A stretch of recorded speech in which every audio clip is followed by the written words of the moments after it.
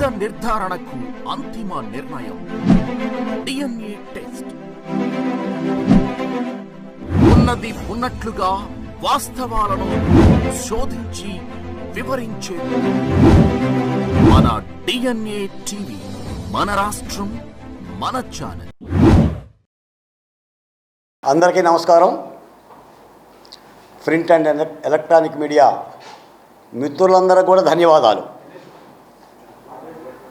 నాతో పాటు ఈ పాత్రికేయ సమావేశంలో పాల్గొంటున్న అమరావతి బహుజన నాయకులు మాగంటి సత్యం గారు, మామిడి సత్యం గారు, అలాగనే దళిత నాయకులు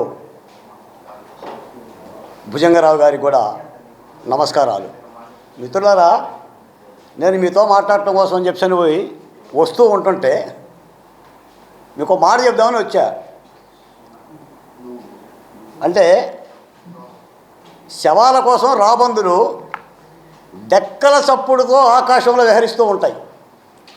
ఆ డెక్కల చప్పుడు ఎలా ఉంటుంది, రాబందులు అంటే ఏంటి, వాటి కాళ్ళ గోళ్ళు ఎలా ఉంటాయి, శవాలంటే ఎలా ప్రీతిపాత్రంగా ఉంటాయని చెప్దామని వచ్చా. ఆ వస్తూ ఉంటుంటేనే నాకు రాబందులు కనిపించినాయి. డీజీపీ గారి కార్యాలయం దగ్గర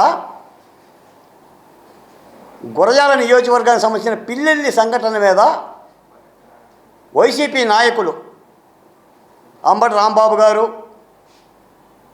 మేరుగు నాగార్జున గారు, మా నందిగామ అసెంబ్లీ నియోజకవర్గం ఎమ్మెల్సీ మొండితోక అరుణ్ కుమార్ గారు, అలాగే విడతల రజనీ గారు ఇత్యాది నాయకులంతా దద్దరిల్లేలా గోల చేస్తున్నారండి.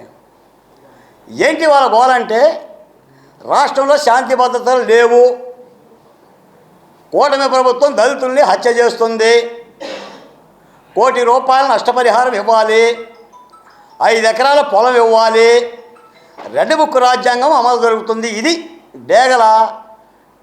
డెక్కల చప్పుడు.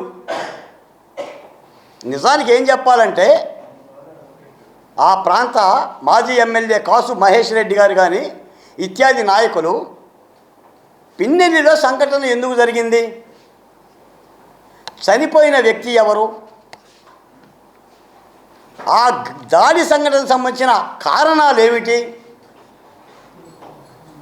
ఈ విషయాలు ఏమీ చెప్పడంలా, ఈ విషయాలు ఏమీ చెప్పకుండా కూటమి ప్రభుత్వం మీద గుడ్డగాల్చి మీదయ్యాలని, దళితులకు రక్షణ లేదని, ఆంధ్రప్రదేశ్లో మాలలకు కానీ, మాదిగలకు కానీ, ఎస్సీలకు కానీ, ఎస్టీలకు కానీ భద్రత లేదని ఒక తప్పుడు ప్రచారం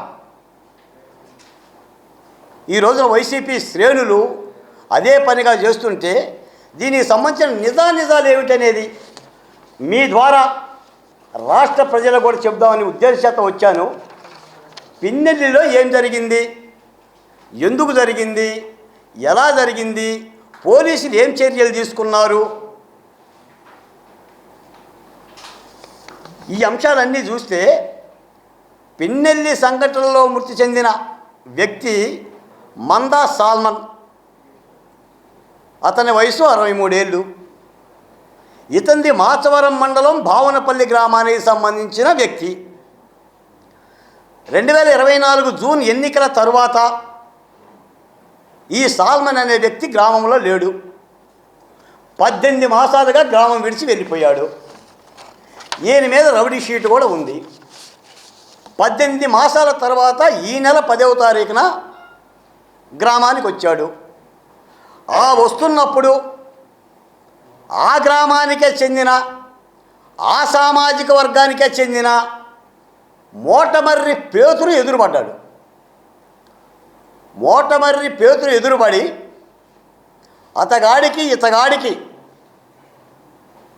కుటుంబ కక్షలు ఉండటం కారణంగా గతంలో పేతుర్ని గొడ్డలెప్పదీసి గ్రామమంతా ఉరుకులు పెట్టించి కొట్టిన సంఘటనలు ఉన్న కారణంగా ఈ సాల్మన్ చూడగానే పేతురు ముందుకెళ్ళాడు. పేతురు వెంటనే ఎక్కడ కొడతాడోనని అక్కడున్న కర్ర తీసుకొని ఇతని మీద దాడి చేశాడు. అదే కర్రనే ఓడబీక్కొని తిరిగి పేతురు సాల్మన్ రాజును కొడితే తలకు బలమైన గాయమైంది. ఇది యథార్థం. తర్వాత సాల్మన్ని అక్కడ ఉన్న పిడుగురాళ్ళ ఆసుపత్రిలో చేర్చారు, తర్వాత నరసరావుపేట ఆసుపత్రిలో చేర్చారు, తర్వాత గుంటూరు ఆసుపత్రిలో చేర్చారు. అయినా కూడా దురదృష్టకర సంఘటన జరిగింది. మీరు ఈ మాట అర్థం చేసుకోవాలి. బాలకోట అంటున్న మాటని, దురదృష్ట సంఘటన జరిగింది, అదృష్ట సంఘటన కాదు. అంటే రాష్ట్రంలో ఏ వ్యక్తి ప్రాణం పోయినా, ఏ సామాజిక వర్గం ప్రాణం పోయినా అది దురదృష్టకరమే తప్ప కూటమి ప్రభుత్వం అదృష్టంగా భావించడంలా. గత ప్రభుత్వం భావించింది. గత ప్రభుత్వం ఒంటి నిండా నెత్తుటి మచ్చలు ఉంటేనే బాగుంటుందనే పరిపాలన మనం చూసాము. అలా జరిగిన తర్వాత పోలీసులు కేసు నమోదు చేశారు, ఉభయుల మీద కేసు నమోదు చేశారు.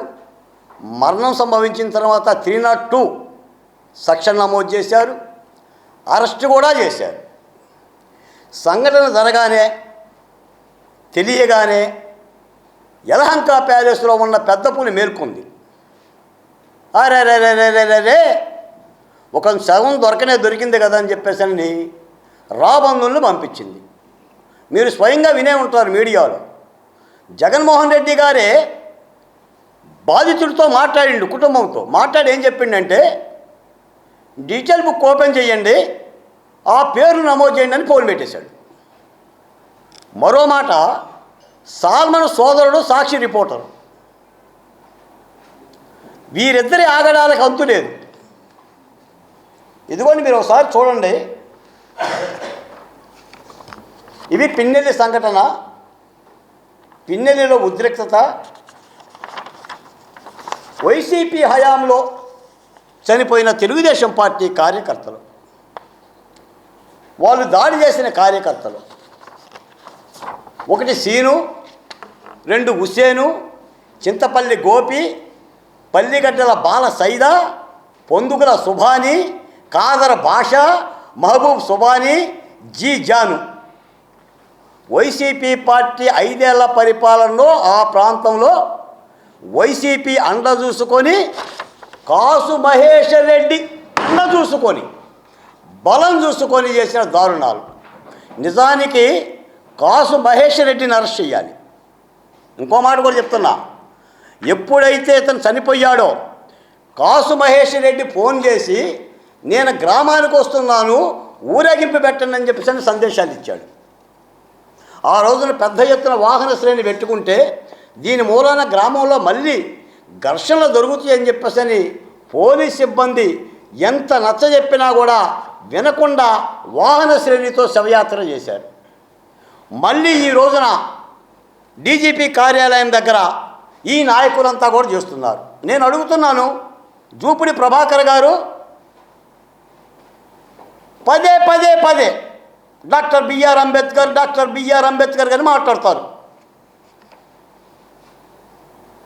అలాగనే మొండితోక అరుణ్ కుమార్ గారు, లేదా మాజీ మంత్రి మేరుగు నాగార్జున గారు, ఏనాడైనా మీరు డాక్టర్ సుధాకర్ గురించి మాట్లాడారా? అరే, మీ కళ్ళ ముందు దుర్మార్గంగా ఒక డాక్టర్ని ఇలా పెడరెక్కల విరిచికట్టి నడి రోడ్డు మీద అరెస్ట్ చేస్తే నోళ్ళు మూగబోయాయా? లేదా నోట్లో మట్టి గడ్డలు పెట్టుకున్నారా? ఏ డాక్టర్ బిఆర్ అంబేద్కర్ గుర్తు రాలేదా? ఒక ఎమ్మెల్సీ సుబ్రహ్మణ్యాన్ని హత్య చేసి డోర్ డెలివరీ చేస్తే శవాన్ని తీసుకెళ్ళి లచ్చబొమ్మ 2 లక్షలు ఇస్తున్నాను, వెళ్ళి దానం చేసుకోని అంటే ఆ రోజు మేము మాట్లాడాం. మీరు మాట్లాడారా? జూపిడి ఉన్నారా? అసలు మీరు విన్నారా? శిరోమణి వరప్రసాదు, డాక్టర్ అచ్చెన్న, అనంతపురంలో జరిగిన అత్యాచారాలు, హత్యలు, మానభంగాలు ఎన్ని జరిగినాయి? నీకు ఈ వరుసన చెప్పుకుంటూ పోతే ఈ ప్రెస్ మీట్ అంతా కూడా మీ 5 ఏళ్ల పరిపాలనకే సరిపోతుంది.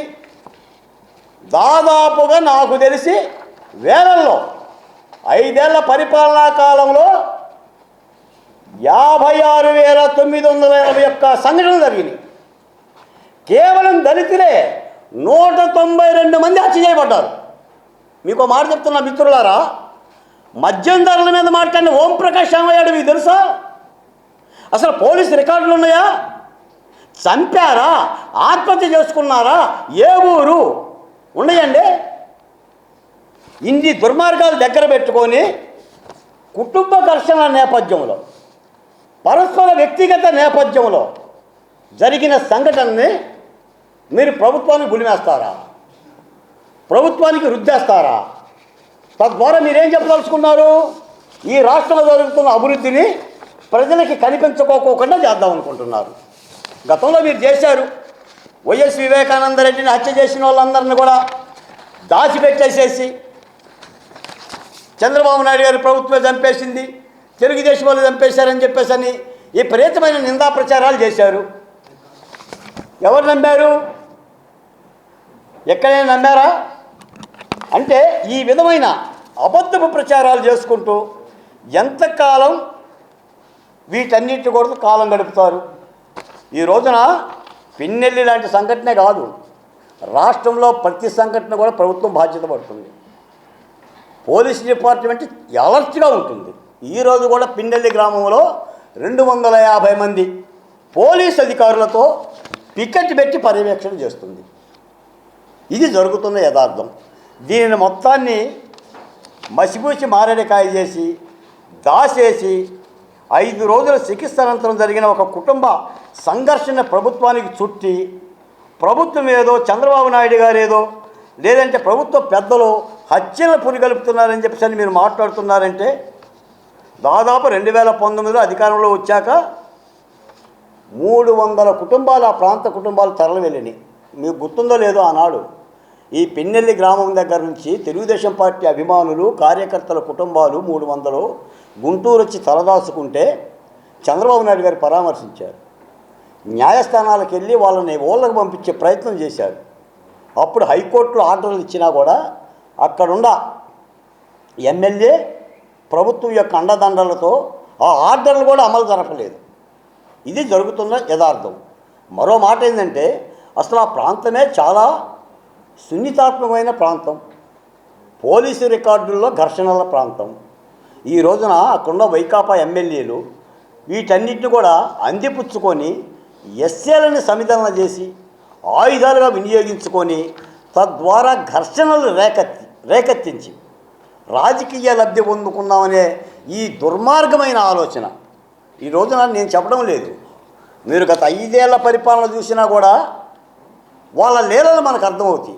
అంటే ఒక పక్క జరుగుతున్న అభివృద్ధిని, అమరావతిలో అభివృద్ధి పనులు జరుగుతుంటే ఇంకా నీళ్లు దొరుకుతున్నారు, ఇంకా కంప చెట్లు కొడుతున్నారు, ఇదొక ప్రచారం.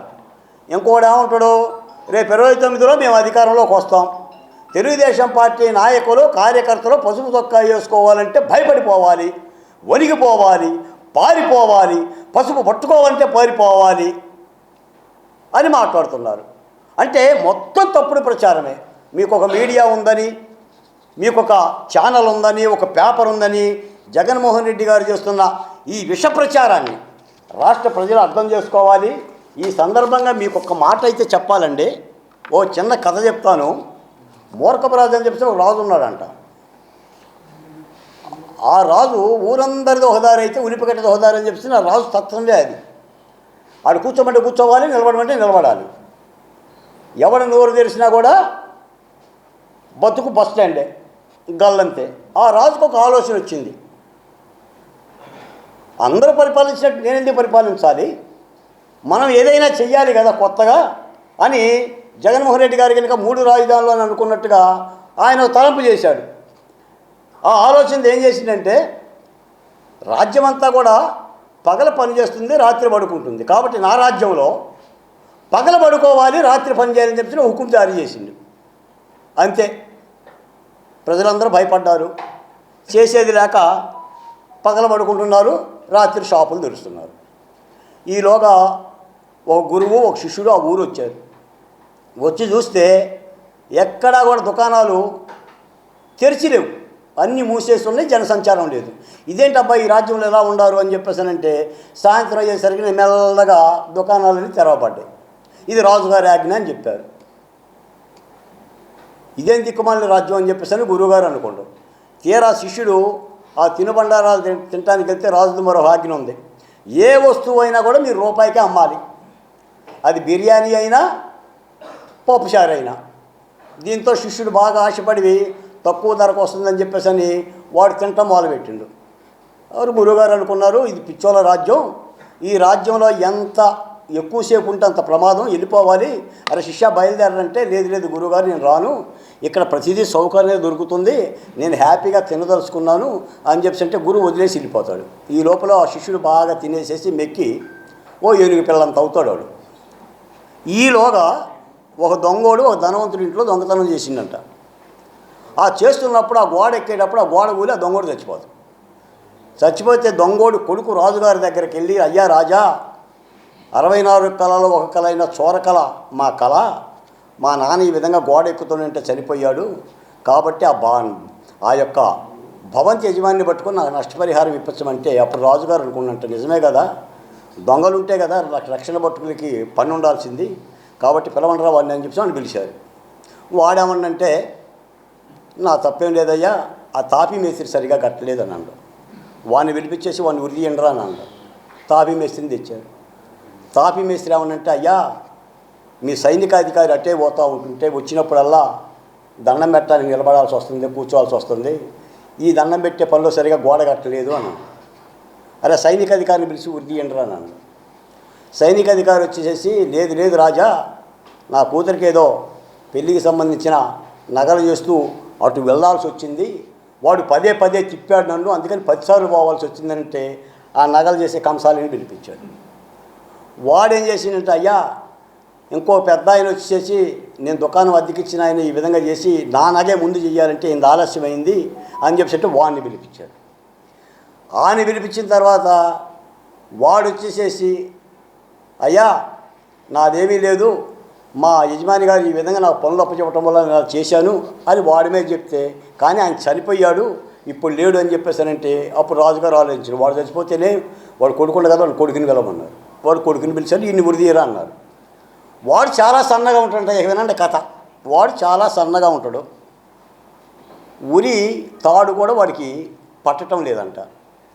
వాడు లబోదీపని అయ్యా మయ చేసిన దానికి నన్ను ఉరిదీయటం ఏంటని లబోదీపని వాడిని ఉరిదీసే ప్రయత్నం చేస్తే తాడు పట్టకపోతే ఏం చేయాలి మరి అని రాజుగారు ఆలోచించి కొత్తగా అరే వీడికి ఉరి పట్టట్లేదు కాబట్టి రాజ్యంలో ఎవడైతే లావుగా ఉన్నాడో వాడిని పట్టుకొచ్చి ఉరిదీయండి అన్నారు.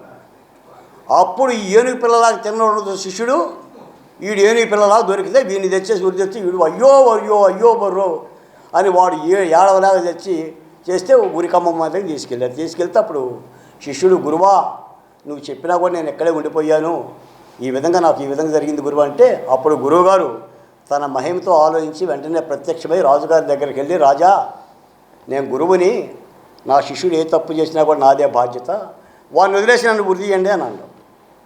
అప్పుడు రాజుగారు ఆలోచించింది ఏంట్రా అందరూ పారిపోతుంటే ఈ గురువు వచ్చేసి నన్ను ఉరిదీయమని అంటాడు, తెల్లారుజాము 5 గంటలకు ఉరి అదే ముహూర్తంలో అదే నక్షత్రంలో నన్ను ఉరిదీయమని చెప్పి పదే పదే గురువుగారు అడుగుతాడు. ఏంటి గురువర్య అని చెప్పి పక్కకి తీసుకెళ్ళి మాట్లాడితే గురువు అంటాడు ఏం లేదు రాజా, ఆ 5 గంటల ముహూర్తంలో ఉరిదీయబడ్డ ఏ వ్యక్తి అయినా సరే ఈ దేశానికి చక్రవర్తి అవుతాడు, నాకు చక్రవర్తి కావాలనే ఆశ ఉంది కాబట్టి నన్ను ఉరిదీయండి అని. అప్పుడు వాడు కినుకు ఆలోచించి అయ్యా గురువా ఇటువంటి అవకాశం ఉందానని, నాకు చక్రవర్తి కావాలనే ఆశ ఉంది, నేను ఇప్పటికీ సామంతరాజుగానే ఉన్నాను, చక్రవర్తిని ఓడించడానికి నాకు బలగం చాలట్లేదని మంత్రి గారిని పిలిచి వెంటనే అదే ముహూర్తానికి నన్నే ఉరిదీయమని చెప్పేసి రాజుగారు ఆజ్ఞాపించిండు. వెంటనే ఆ మంత్రి కూడా మా భుజంగరావు గారు లాంటోడు తెలుగుగల్లోడు, వెంటనే ఆదేశాలు వచ్చినాయి కదా చెప్పి ఉరిదీసిపాడు. ఉరిదీస్తే హ్యాపీగా రాజ్యం సుభిక్షంగా ఉంది, పేడ వదిలిందని గురువుగారిని అందరూ మెచ్చుకున్నారు. మీకు ఇక్కడ ఈ కథ చెప్తుందంటే మీకు ఒక మనిషి గుర్తొచ్చుంటే ఉంటుంది, ఆయన ఆలోచన తీరు, ఆయన పని పద్ధతులు, అంటే ఈ విధమైన పరిపాలన పిచ్చోడి చేతికి రాయిచ్చినట్టుగా ఈ రాష్ట్రంలో జరుగుతున్న అభివృద్ధి మీద వైసీపీ ప్రభుత్వం కానీ వైసీపీ సోషల్ మీడియా కానీ పోటీ పడటానికి సిద్ధంగా లేదు. ఏ కాడికి జరిగేదంతా ఏంటంటే ఏదో ఎర్ర బుక్ రాజ్యాంగం, రెడ్ బుక్ రాజ్యాంగం అని విపరీతమైన ఒక సంఘర్షణ జరుగుతుంది. ఇందాక కూడా విన్నాను నేను, ఈ రాష్ట్రంలో ప్రజలందరూ అప్రమత్తంగా ఉండండి, రెడ్ బుక్ రాజ్యాంగం అమలు జరుగుతుంది, ఎవరిని ఎప్పుడు ఏం చేస్తారో తెలియటం లేదు అని ఒక దుర్మార్గమైన ప్రచారం జూపూడి ప్రభాకర్ చేస్తున్నాడు. మీకు జూపూడి ప్రభాకర్ గురించి తెలుసు, మేరుగు నాగార్జున గురించి తెలుసు, వీళ్ళ పరిపాలన తీరులన్నీ కూడా తెలుసు. ఈ సందర్భంగా పిన్నెల్లిలో జరిగిన ఒక వ్యక్తిగత ఘర్షణని పోలీస్ చాలా అలర్ట్గా, ఇందాక డీజీపీ కార్యాలయాన్ని కూడా డీజీపీ గారు అనుమతించారు, వాళ్ళకి అనుమతించినా కూడా అనుమతించలేదని ప్రచారం చేస్తున్నారు. ఒక ఊర్లో ఉద్రిక్తంగా సంఘటన జరిగితే నువ్వు వాహనాలతో ఊరేగింపు చేస్తాను అని అంటే పోలీస్ డిపార్ట్మెంట్ మాత్రం ఎలా దాన్ని అనుమతిస్తుంది? అంటే ఒక ఘర్షణ వాతావరణాన్ని క్రియేట్ చేయడం కోసం ఈ రోజున వైసీపీ పార్టీ బొడ్డుకు మసి రాసుకొని కూర్చుంది. కాబట్టి ఈ రాష్ట్రంలో చాలా అభివృద్ధి పదంలో జరుగుతుంది. మీరు నిన్ననే చూశారు, ముఖ్యమంత్రి చంద్రబాబు నాయుడు గారు దావోస్ వెళ్ళారు, పరిశ్రమలను రప్పించే ప్రయత్నం చేస్తున్నారు, డిఎస్సి ఇస్తున్నారు, పోలీసు ఉద్యోగాలు ఇస్తున్నారు. నిన్న సంక్రాంతి పండగ రోజున ఉద్యోగస్తులకు సంబంధించిన అలవెన్సులు కొంతమందికి ఇచ్చారు. మా ఎస్సీలు ఎస్టీలకు సంబంధించిన కొన్ని రుణాలను మాఫీ చేసే ప్రయత్నం చేస్తున్నారు. పదే పదే అంటే పరిశ్రమల్లో కానీ, అభివృద్ధి పనుల్లో కానీ, లేదా మంత్రులు కానీ బాధ్యత పడి పోటీ చేస్తున్న సందర్భం ఉంది. మిత్రులారా, చివరికి ఒక మాట చెప్తా, రాజ్యం చేస్తే, ప్రభుత్వం చేస్తే అది ప్రభుత్వ హత్య అవుతుంది. కుటుంబ గొడవలు, వ్యక్తిగత గొడవలు చేస్తే అది వ్యక్తిగత ఘర్షణలు అవుతాయి. అయినా కూడా వాటి పట్ల కూడా రాష్ట్ర ప్రభుత్వం కానీ, పోలీసులు కానీ అప్రమత్తంగానే ఉండారు, అప్రమత్తంగానే చూస్తున్నారు. తప్పనిసరిగా ఈ పరిణామాలన్నీ కూడా అర్థం చేసుకోవాలి. మీకు ఈ మాట మీరు పదే పదే ఈ మధ్య మీరు వింటున్నారు. జగన్మోహన్ రెడ్డి గారు సోషల్ మీడియా అంతా కూడా చెప్తుంది ఏంటంటే, క్రెడిట్ చోరీ చేస్తున్నారు చంద్రబాబు నాయుడు గారు, కూటమి ప్రభుత్వం క్రెడిట్ చోరీ చేస్తుంది అని చెప్పని. క్రెడిట్ అన్నా, క్రెడిబిలిటీ అన్నా, ఆ రెండింటికి సంబంధించిన పేటెంట్ రైట్స్ ఏమైనా ఉన్నాయి అంటే చంద్రబాబు నాయుడు గారికే ఉన్నాయి. వైసీపీ పార్టీకి ఆ రెండు తెలియవు. అసలు నక్కకి నాకలోకానికి ఉన్నంత తేడా ఉంటుంది. అంటే జరుగుతున్న అభివృద్ధిని తన ఖాతాలో వేసుకునే ప్రయత్నం, అది అమరావతి కానీ, లేదంటే A1 డేటా సెంటర్ కానీ, లేదా భోగాపురం కానీ, లేదా సంక్షేమ పథకాలు కానీ. కాబట్టి ఈ పరిణామాలన్నింటినీ కూడా రాష్ట్ర ప్రజలు అర్థం చేసుకోవాలి. ఈరోజు కూడా ఏ గ్రామంలో ఏ సంఘటన జరిగినా హత్యలు చేయాలని చెప్పి ఎవరో కోరుకోరు. హత్యా సంఘటనల పట్ల ప్రభుత్వం మిన్నకుండాలని ఎవరో కోరుకోరు. ప్రభుత్వం ఆ దిశగా నడుస్తుంది. ఎక్కడ హత్య జరిగినా కూడా దానికి సంబంధించిన కారకుల మీద కేసులు పెడుతుంది, అరెస్టులు చేస్తుంది.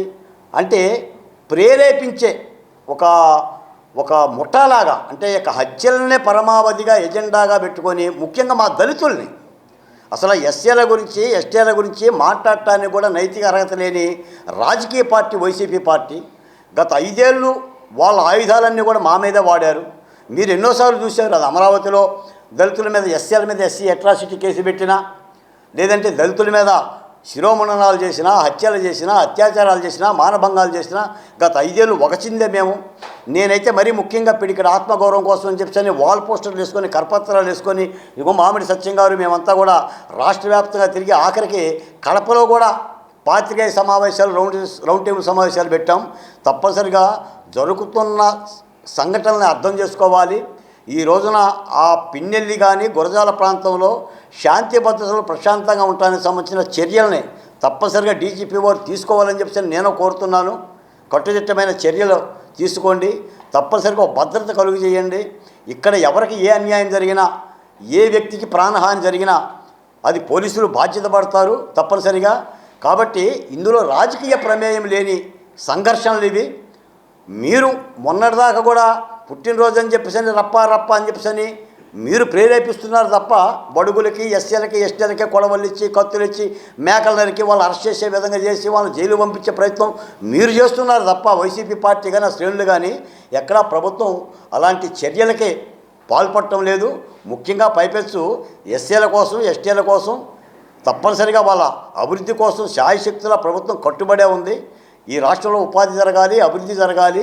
అభివృద్ధి కాముఖంగానే ప్రభుత్వం అడుగులేస్తుంది తప్ప, ఈ విధమైన ఈ దుర్మార్గమైన దాడుల పట్ల, హత్యల పట్ల మాత్రం ప్రభుత్వం చాలా సీరియస్గా ఉంటుంది.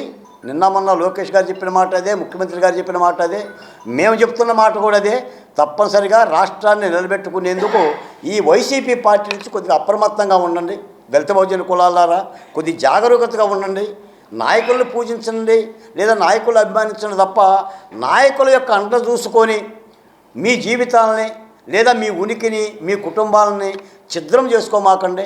ఏ విధంగా ఆ విధంగా చేసుకోవటం వల్ల వచ్చే నష్టమేం లేదు. ఎందుకంటే నేను చెప్తున్నాను, ఇప్పుడు ఆ పిన్నెల్లిలో మాజీ ఎమ్మెల్యే కాసు మహేష్ రెడ్డికి ఏం అన్యాయం జరగదు. ఆయన హ్యాపీగా కారులో తిరుగుతున్నాడు. ఆయన మీద ఎవడో రాయి తినోడు లేడు, కనీసం కర్ర తీసుకొని కొట్టినోడు లేడు. బడుగులే సమిధులు అవుతారు. తప్పనిసరిగా ఈ హింసా రాజకీయాల పట్ల, అంటే వైసీపీ పార్టీ హింసా రాజకీయాల పట్ల అప్రమత్తంగా ఉండాలని ఈ రోజున రాష్ట్రంలో దళిత బహుజన కులాలందరూ కూడా తెలియజేస్తూ, ప్రభుత్వం శాంతి భద్రతల పట్ల చాలా సీరియస్గా ఉంది. ఈ నెల ఆఖరికి ఇంకాస్త సీరియస్గా ఉంటుంది. ఎక్కడ ఏ అలజడి జరిగినా, ఈ మాట మీరు ముఖ్యమంత్రి గారు నోటి వెంట వింటున్నారు, ముఖ్యమంత్రి గారే స్వయంగా చాలా హెచ్చరిస్తున్నారు. ఎక్కడ కూడా అలజడి చేస్తాను, ఏదో గొడవ చేస్తాను, ఘర్షణ చేస్తాను, కత్తులు పెట్టుకొని తిరుగుతాను, రక్తాలు తిలకాలు దిస్తానంటే ప్రభుత్వం క్షమించే పరిస్థితుల్లో లేదు. ఎందుకంటే రాష్ట్రంలో శాంతి భద్రతలు ఉంటేనే అభివృద్ధి జరుగుతుందనే విషయం ప్రభుత్వానికి చాలా స్పష్టంగా అర్థమైంది. తప్పనిసరిగా రాష్ట్ర ప్రజలు కూడా ప్రభుత్వం చేస్తున్న పనికి, అభివృద్ధికి సహకరించాలని రప్పా పార్టీతో ఎంత దూరంగా ఉంటే అంత మంచిదని చెప్పి తెలియజేస్తూ, నాకు ఇచ్చిన అవకాశానికి ధన్యవాదాలు తెలియజేస్తున్నా. జై అమరావతి, జై ఆంధ్రప్రదేశ్.